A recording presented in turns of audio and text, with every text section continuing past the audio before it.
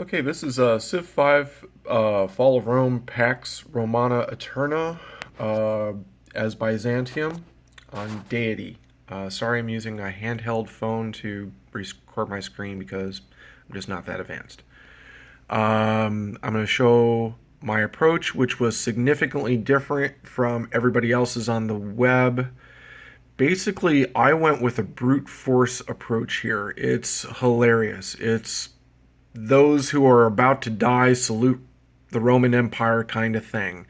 Rather than concentrating on large, heavy, unique units or anything like that, I really concentrated mostly on spamming out first scouts, then warriors, spearmen, building up crossbowmen as I can. So just really quickly, this is on Deity.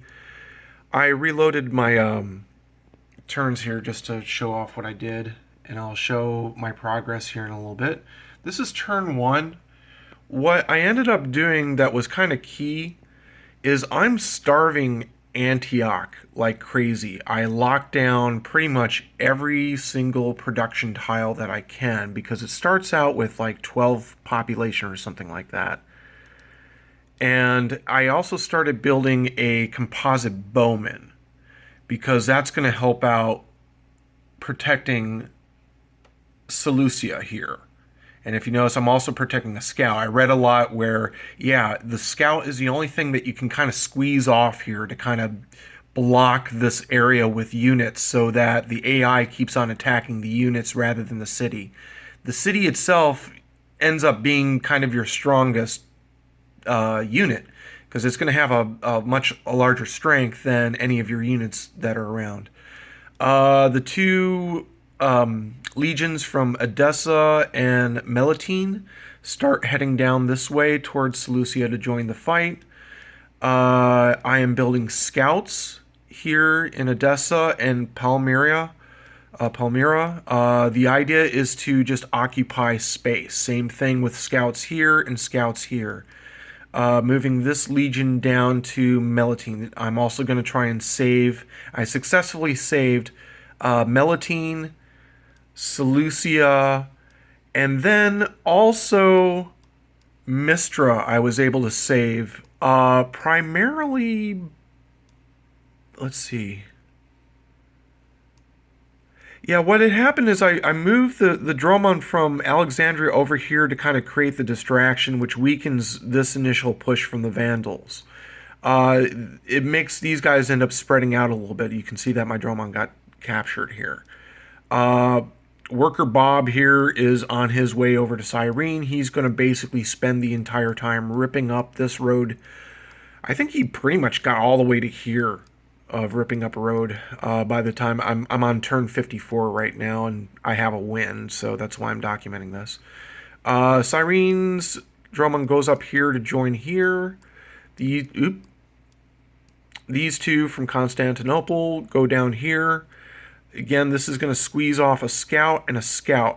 By doing so, you just barely knock out the invading forces here, and you're able to capture Mistra if you do it right. Dromon here, spearman, scout, warrior, scout. And the reason for that, again, is you're trying to just basically trick the AI into hitting your scouts first, because they're obviously the weakest thing. Legion, that frees up your legions to be able to start building your forts here. I built one here. I think I end up building one here, and then I end up towards the end. I'm almost close to trying to take out Tyrus at this point with 14 moves left. The other major thing that I'm going to be doing at this point is as soon as I secure these cities here, that ends up being changed to a spearman at some point. Dromon. This is a dromon. He's going to join the fight up here in Trebizond. After I'm done making my cataphract here, I'm going to make another dromon and send him up here. And so the goal is you're going to take back, these two fall, but I end up taking back Trebizond pretty much by turn 25-ish or 30-ish. And then eventually I take out this. At that point, I've spammed enough units that I've maintained Melitene. I end up getting a great general, and I pop him here to be able to facilitate taking over Amida. And then from there, it's a big push with a catapult, and I go down here, and I eventually get down to the capital here. And as you'll see, I actually do end up wiping out Persia completely. So that ended up being, and at this point, I've got like a wall of units up in here. So I'm going to skip ahead to turn 53-ish at this point. So let's see, load. Yeah, probable win. I'm going to go ahead and pause this while this loads. Okay, we are on turn 57, so there's 13 turns left. Just to go to show, yes, I'm still on Deity. Okay. My score currently is 3,037. Western Rome has 2,157. As you can see, Persia's been completely knocked out, and all the barbarians are basically not able to do too much at this point. Just to show this off, I ended up raising all the cities, and I think that ended up being a good move. As you can see, I made it all the way down to the Persian capital here. At this point, I've built markets in all my cities, and I'm pretty much on gold production. And by starting to take over cities, I was able to get enough cash in hand, and then, you know, whatever, to get it to the point where it's actually reasonable at this point. Until recently, I had positive happiness as well. That helped out as well. I was able to recreate those luxury resources. Policy-wise, I went with neglected infrastructure first. That hurt. And then Rise of Serfdom over the Barbarian Conscription, because by the time Barbarian Conscription hit, I have enough great generals around to counteract it. And then finally, I had to choose one more, so now I've got coin debasement.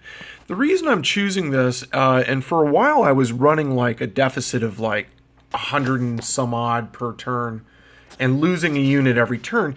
Again, this is why I ended up choosing the method of spamming units, because if I keep building scouts, and if I don't heal my scouts, if they end up being injured or whatever, the AI tends to choose them to disband first. So at this point, this was a slog to get back to here. I just took back Sirmium. I probably will try to hold the Goths off here. I may or may not try to take Salone. I'm going to butcher these names. Well, let's see. They only got these two, and then I was able to push them back. As you can see, I built a road up here, and basically I'm just got units up here to harass Tyrus. I don't think I'll be able to hit Olbia within 13 turns. I probably could, but that at this point it's kind of a hold and just get the win sort of thing. Constantinople is really, and Adrianople are really the few areas that are still producing units. Everybody else has switched over to gold. Eventually took back these two and pushed on and wiped out these guys. And now I've got units up here basically to hold off the Hun that are up in here somewhere, according to the map. So effectively, I think I've got it. It's my game to mess up at this point. See if I can pop the achievement. Okay, I am at turn 69 out of 70.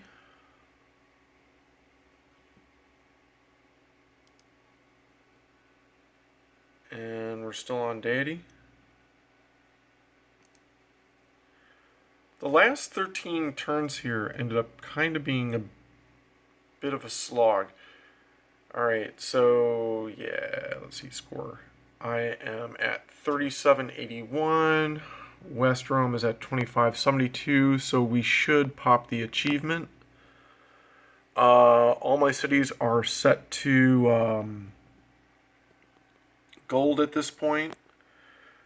Let's see, what else? I did not make it all the way up to Tyrus. Obligatory hit against Olbia the last turn. The last few turns, these guys really pushed it out. So I had to really hold them here. Was not able to take back that. The other thing that had happened, I had sent my fleet way over here to kind of help Western Rome take this back. But then I realized at about 5 turns away from the end that the Vandals took back Syracuse. And so I kind of had to rush my guys back. They wouldn't have made it here, but at the last second I had a little composite bowman come down here. Unfortunately, they weren't able to take any of these cities back. But that was a concern at the last second of like, oh no, don't tell me. But I should have all my cities here. So I've taken back all my original cities.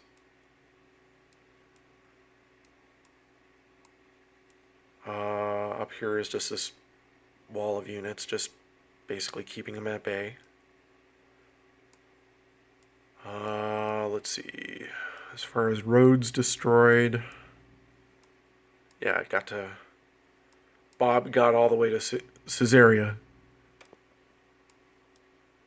Alexandria was the other one that I starved initially. If you notice, it's down to like 6 now. Same thing with Antioch. Starved that originally down to about 6 or 5, and then shifted it back to normal stuff.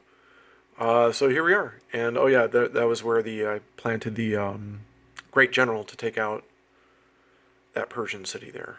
So fade out. And let's see. Next turn.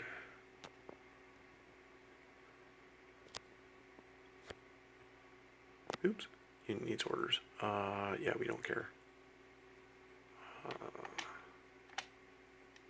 Alright. So, last turn.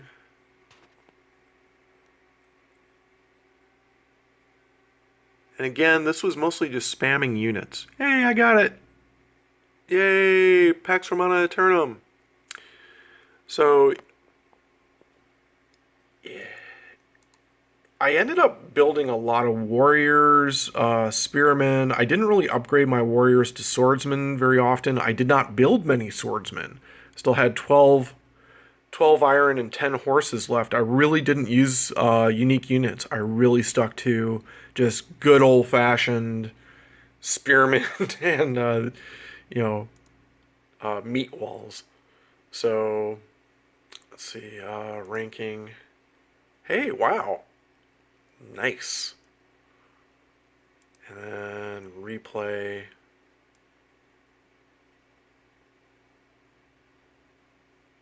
Figure y'all can pause this. But yeah, the big thing was, I killed off the capital city at turn 36, and yeah, pretty much I knocked them out around 36 to 40. Score. Culture return, not that it really matters.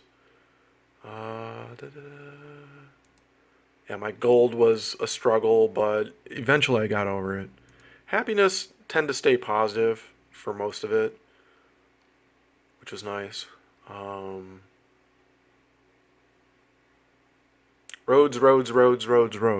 Really, your legions are so important. They need to be building those forts, and they need to be building those roads. And having workers come along to repair pillaged enemy territory so you can repillage it also helps out nicely. Because, of course, the AI tries to take out your catapults immediately. And normally I don't like playing with catapults, but in this game it actually ended up being important. Let's see. So, here we go. So, yeah, initially I lost 1, 2, 3, 4 cities. And then I took them back, knocked out Persia, knocked out that Hunnish city. And then after that, it was pretty much, straightforward. So, hooray! I think I'm down to something like less than 8 achievements left for Civ 5 out of them all, so got the hard ones out of the way. Thank you for watching.